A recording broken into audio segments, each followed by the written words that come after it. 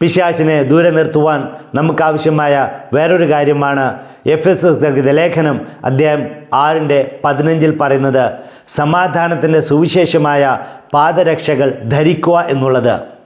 നമുക്കറിയാം, ലോകം മുഴുവനും വഴി മുഴുവനും പൊടിപടലങ്ങളും അഴുക്കും ചെളിയുമാണ്. അതുകൊണ്ട് നമ്മൾ എന്താണ് ചെയ്യുന്നത്? നമ്മൾ ഷൂസ് ധരിക്കുന്നു. അത് ധരിച്ചാൽ നമുക്ക് അതിൽ നിന്നും വിടുതൽ ലഭിക്കുന്നു. ഇതേപോലെ തന്നെയാണ് ഈ ലോകം മുഴുവനും പിശാചിൻ്റെ സാന്നിധ്യമുണ്ട്.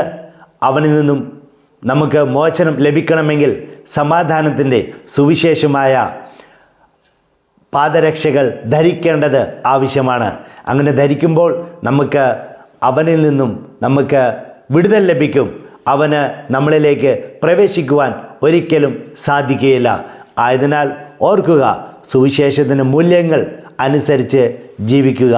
ഈ യാത്രയിൽ മുന്നോട്ട് പോവുക. ആമേൻ.